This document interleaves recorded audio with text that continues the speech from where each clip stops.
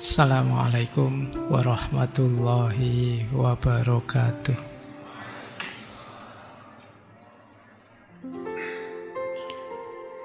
Bismillahirrahmanirrahim. Alhamdulillahi rabbil alamin. Wa bihi nasta'inu ala umurid dunya waddin. Allahumma sholli wa sallim wa barik ala habibina wa syafi'ina sayyidina wa maulana Muhammadin wa ala alihi wa ashabihi wa man tabi'ahum bi ihsanin ila yaumiddin. Amma ba'd.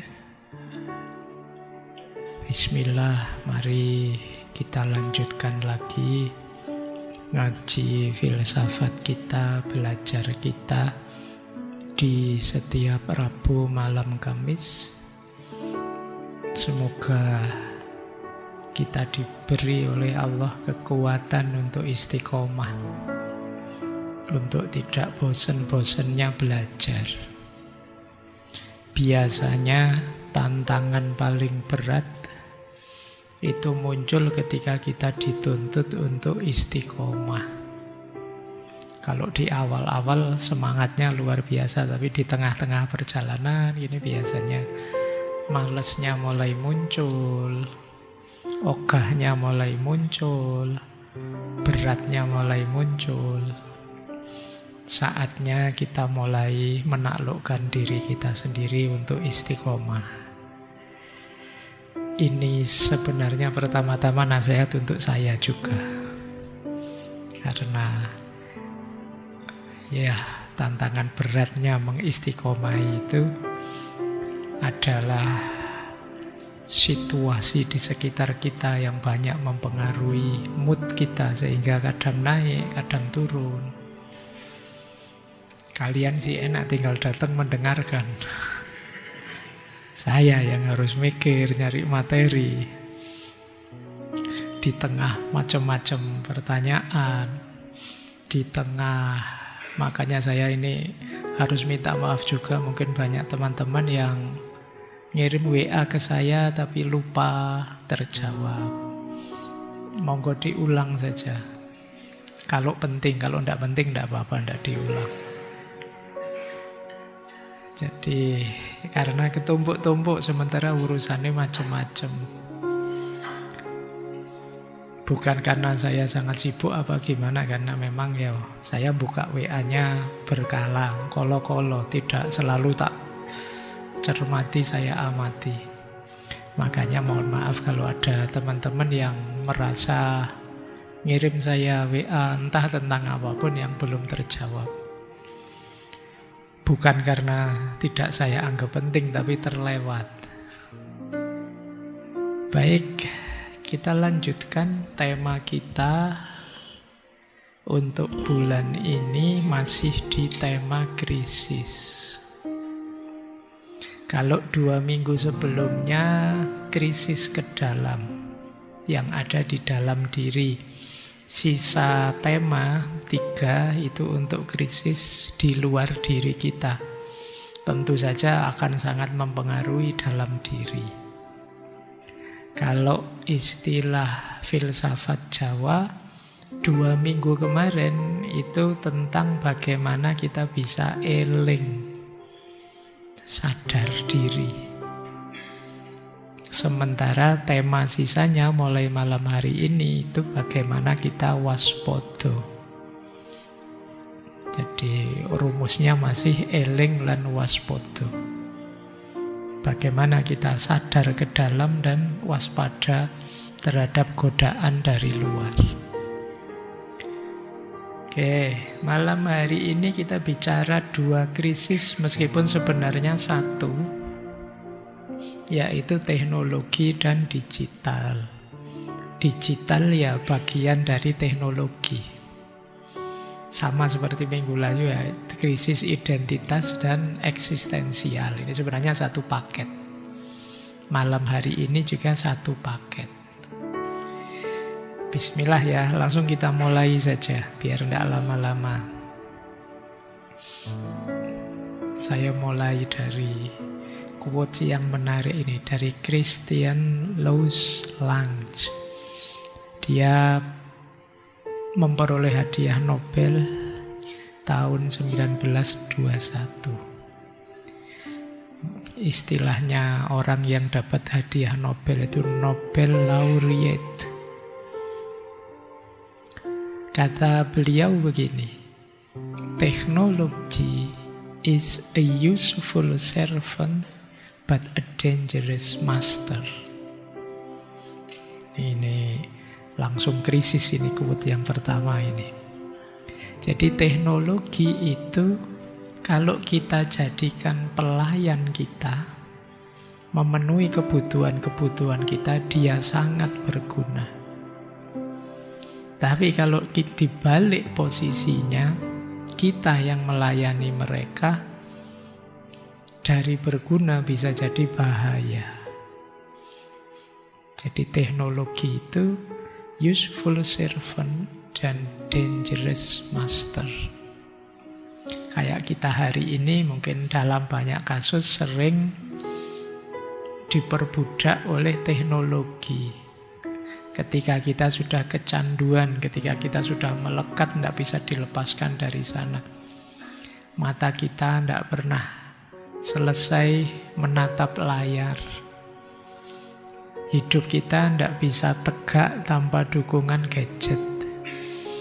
Kemudian akhirnya alat-alat yang semula mendukung hidup kita terbalik. Kita yang mendukung keberlangsungan alat-alat tadi. Jadi dia tidak lagi useful servant, tapi jadi dangerous master.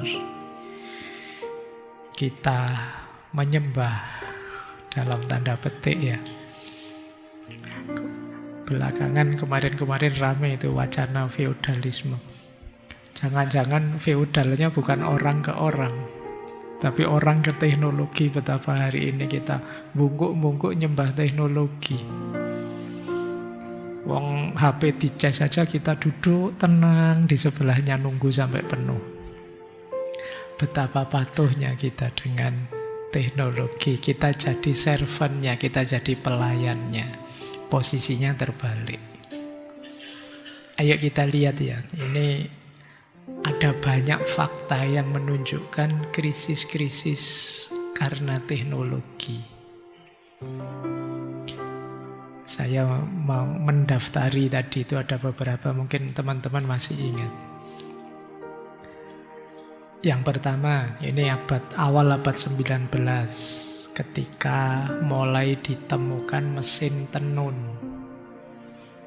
untuk industri tekstil. Itu muncul protes di mana-mana. Di Inggris muncul gerakan Ladite. Gerakan Laditis itu orang-orang yang protes terhadap penggunaan mesin tenun otomatis yang itu menggantikan manusia. Peristiwa yang sama terjadi di India. Mahatma Gandhi yang kemudian lebih memilih sudahlah pakai mesin tenun manual saja. Tapi di Inggris tidak bisa begitu. Terus muncul banyak demo. Demo kalau masif ya berhadapan dengan militer pada akhirnya, terus banyak yang ditangkap, banyak yang dihukum gantung. Sebenarnya orang-orang ini tidak anti teknologi, tapi mereka menolak teknologi yang buahnya adalah ketidakadilan terhadap mereka. Nah, ini krisis ya. Jadi, masa tenaga manusia manual terus, nanti tidak efektif. Orang bisnis, orang usaha pinginnya efektif. Modal sekecil-kecilnya, untung sebesar-besarnya. Akhirnya banyak pegawai di PHK, diganti mesin. Manusianya terus protes. Ini yang saya sebut contoh krisis. Teknologi yang semula diharapkan membantu, mengefektifkan hidupnya manusia, ternyata ada efek sampingnya. Yang efek sampingnya itu justru menyerang manusianya sendiri. Contoh lagi, bom atom nuklir. Bom atom yang dijatuhkan di Hiroshima, Nagasaki. Korbannya ratusan ribu. Itu kan sebenarnya buah karya teknologi, kecanggihan sains dan teknologinya manusia yang merambah ke sana. Tapi kemudian manusianya jadi takut sendiri. Kok sedahsyat itu efeknya? Nah, ini juga teknologi. Kalau teman-teman nonton filmnya Oppenheimer itu ya, semoga nontonnya tidak cuma drama Korea. Bukan tidak boleh, tapi ya yang begini-begini juga harus ditonton. Biar kalian tahu bagaimana teknologi tidak hanya melibatkan kecanggihan, tapi juga kegelisahan eksistensial manusia. Sudah ditemukan capek-capek, kemudian sekarang ayo bikin perjanjian untuk tidak digunakan. Nah, kenapa? Ada krisis dari teknologi. Belum lagi krisis ekologi. Wah, ini ramai sekali dibahas di mana-mana sekarang. Limbah-limbah, polusi-polusi menghancurkan banyak entitas ekosistem di sekitar kita. Terkenal sekali dulu buku tahun 62 yang nulis Rachel Carson. Judulnya Silent Spring. Kalian cari buku itu ya. Ini buku yang dampaknya besar. Buku ini membahas tentang pestisida. Awalnya orang gembira sekali ditemukannya pestisida. Bisa menyingkirkan hama-hama. Tapi ternyata yang musnah karena pestisida tidak hanya hama. Bahkan binatang-binatang sekitarnya, makhluk yang lain, bahkan manusia dalam jangka panjang juga kena efeknya. Ini hama beneran ya, bukan sekarang kan kalian pakai istilah hama itu kalau pakai. Enggak, bukan hama yang itu. Jadi maunya enak untuk mengefektifkan, membuat panen jadi lebih banyak. Tidak banyak dimakan hama, tapi begitu bikin pestisida, canggih sih, hamanya musnah, tapi terus banyak ekosistem yang lain juga musnah. Ketika ekosistem ada yang musnah, ya terus terjadi ketidakseimbangan, efeknya kemana-mana. Makanya buku itu judulnya Silent Spring. Jadi hening, tidak ada suara jangkrik, tidak ada suara kata, tidak ada suara. Saya tidak tahu kalian yang di Jogja ini masih tidak dengar suara jangkrik, suara kata. Tidak di HP loh ya. Yang asli, itu kan mulai langka sekarang. Zaman dulu hujan tidak berapa lama gitu sudah kadang ada suara kata, suara jangkrik. Sekarang mulai langka. Nah, ini ya jadi keprihatinan bersama. Oke, yang masih sering kelihatan mungkin tikus di kamar kosmu mestinya ya. Karena kamu kurang bersih. Terus kita lihat lagi bagaimana teknologi yang semula membantu, terus efeknya jadi bahaya. Mungkin teman-teman ingat, ini kalian mestinya sudah lahir tahun ini, 2018. Ada skandal Facebook dan Cambridge Analytica. Yang di situ data pribadi jutaan orang pengguna Facebook digunakan tanpa izin untuk kampanye politik. Kalau di infonya sekitar 87 pengguna diambil. Saat itu Facebook didenda besar sekali. Ini kan teknologi. Ada Facebook kita lebih terkoneksi, gampang tersambung di antara kita, tapi ada efeknya. Sekarang kalian gelisah kan, kadang namamu tiba-tiba entah siapa yang memberikan, masuk padamu iklan ini, iklan itu. Kok tahu nomornya kita? Itu pasti ada yang ngasih, ada yang beri. Gitu loh. Ini bagian dari krisis teknologi, krisis digital hari ini. Belum lagi masalah kesehatan mental. Penelitian terbaru tahun 2019, studi dari Jean Twenge, kata dia, penggunaan media sosial berlebihan itu berhubungan, berkorelasi dengan meningkatnya jumlah orang depresi di kalangan anak muda. Sejumlah tiap tahun 70%.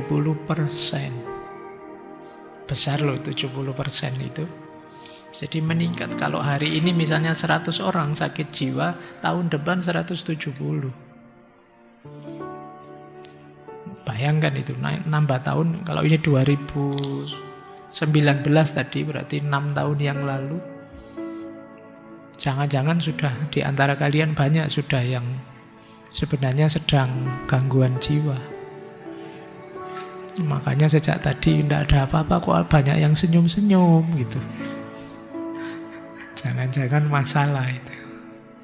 Sementara kalian kan malu kalau mau periksa ke dokter jiwa apa psikolog, khawatir dianggap gila. Padahal mungkin sekali-sekali penting ya kita screening, ngecek saya ini masih waras apa enggak ya. Khawatirnya ternyata beneran, enggak usah lah nanti jadi begitu kalian. Tapi ya kalau enggak begitu ya enggak sembuh kita. Dan ini sebagian besar karena kecanduan media sosial. Jadi kadang-kadang kita tidak tahu apa-apa itu dari medsos loh ya. Ada gunanya juga. Kita tidak panik, kita tidak stres, kita tidak galau.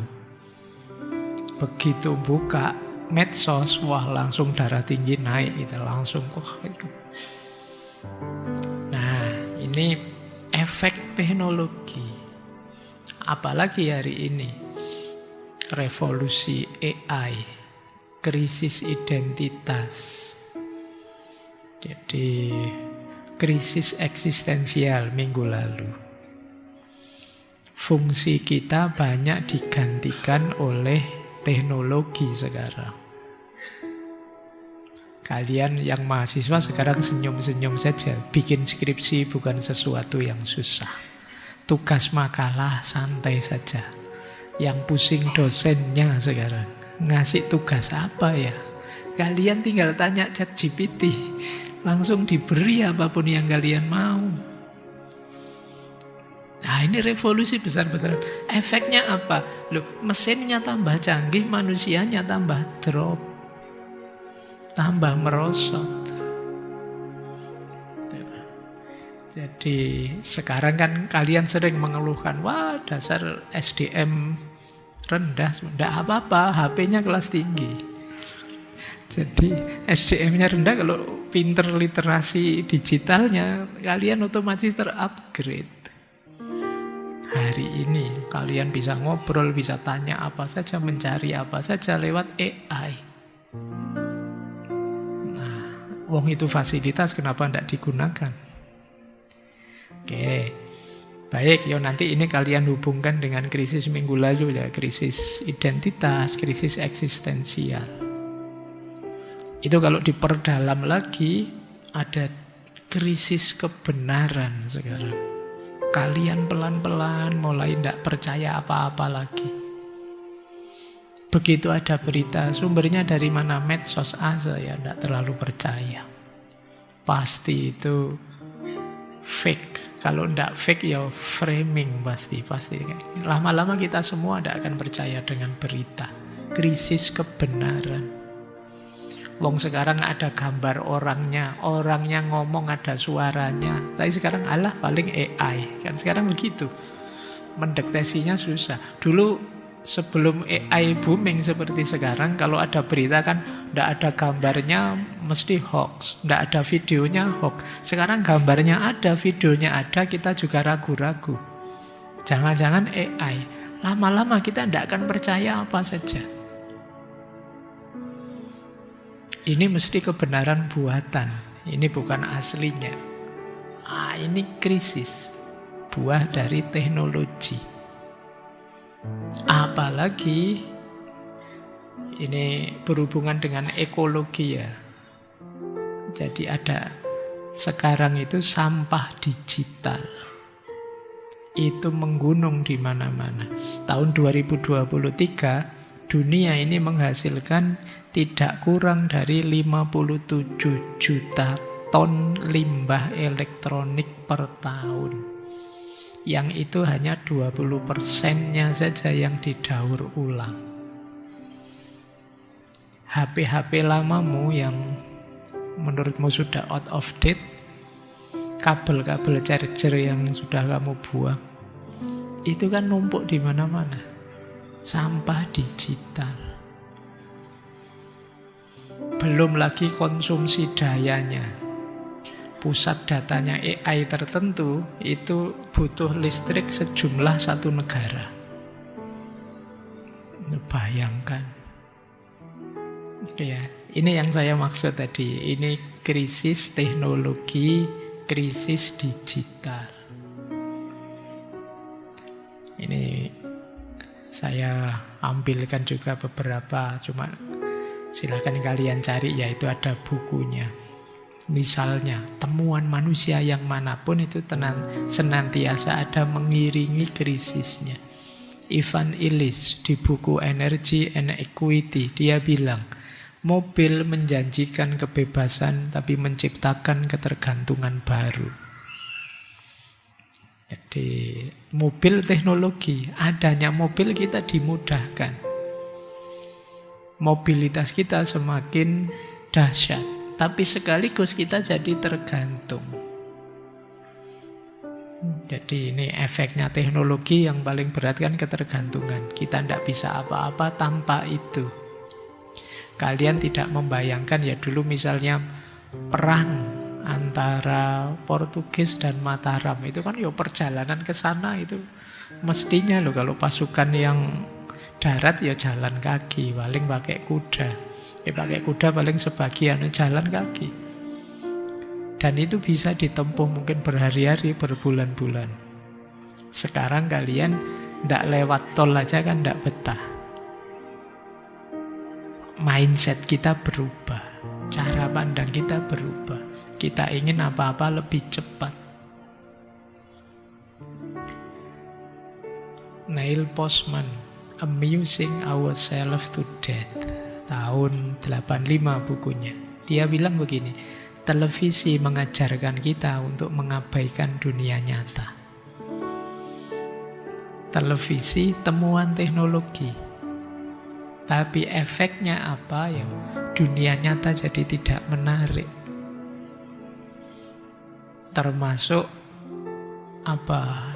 Stasiun-stasiun televisi itu kan berlomba-lomba untuk memancing kita menonton dia. Maka kadang-kadang dibuatlah sensasi-sensasi, dicarilah berita-berita yang sekiranya menarik. Bad news is good news. Kita cari berita yang jelek-jelek.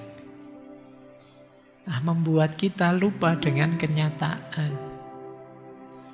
Misalnya berita tentang ngaji kita ini, mungkin materinya apa, istiqomahnya tidak akan jadi berita.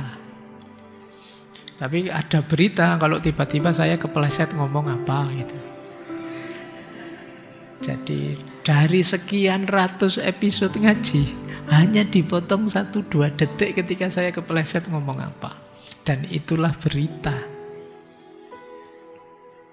Jadi boleh kalian kiaskan dengan yang mana saja. Algoritmanya seperti itu. Maka kata Neil Postman, televisi mengajarkan kita untuk mengabaikan fakta justru.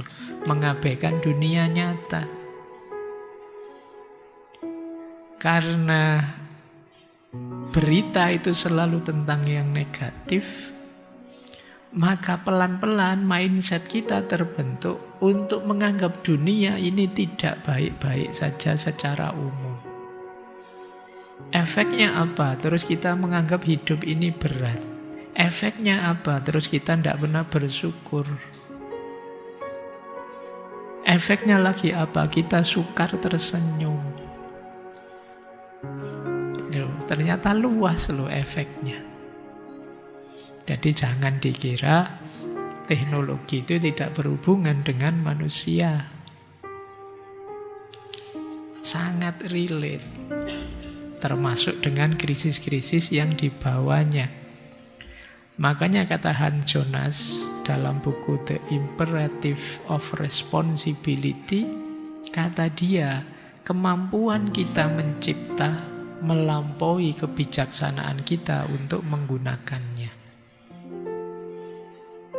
Kita sudah memproduksi AI dulu, baru kebingungan gimana ya nanti efeknya untuk pendidikan, gimana efeknya untuk publikasi, gimana. Bingungnya di belakang. Ketika menciptakan itu tidak mikir nanti efeknya apa. Membuat bom atom dulu, senjata nuklir dulu, baru kita bingung gimana ini ngaturnya biar tidak dipakai sembarangan. Jadi kebijaksanaan kita selalu terlambat belakangan. Lebih cepat kreativitas kita. Ini yang sering jadi masalah. Apalagi hari ini, Sherry Turkle, Alone Together. Kata dia, kita hari ini semakin terhubung tapi semakin kesepian. Coba perhatikan di medsos-medsos itu, ramenya luar biasa. Tapi kalau dilihat kenyataan aslinya, heningnya luar biasa. Yang satu pegang HP di sudut sana, satu pegang HP di sudut sini, hening. Tapi rame di dunia medsos. Adanya media sosial, itu kan harusnya kita tambah terhubung, tambah nyambung. Harusnya tambah rame. Tapi kebalikannya yang kita rasakan. Kita tambah kesepian. Kita pelan-pelan mulai tidak percaya orang. Ya temenmu ada sih, tapi sekarang obrolannya mungkin sekedar cari cuan, mungkin sekedar ingin menarik perhatian, bahkan fotonya pun difilter sekian puluh kali. Jadi kamu ragu-ragu ini memang wajahnya sekarang begini, atau sudah berubah, kita sudah tidak percaya lagi. Makanya nanti pada akhirnya terjadi krisis kebenaran. Orang mulai tidak percaya lagi dengan fakta, dengan kenyataan, karena kita terlalu banyak menampilkan citra-citra saja. Bukan hal yang sebenarnya. Baik, jadi sampai di sini semoga mulai tergambar ya. Apa yang dimaksud krisis teknologi dan krisis digital. Saya akhiri sekian dulu untuk malam hari ini. Kurang lebihnya mohon dimaafkan. Wallahul muwaffiq, wallahu a'lamu bissawab. Wassalamualaikum warahmatullahi wabarakatuh.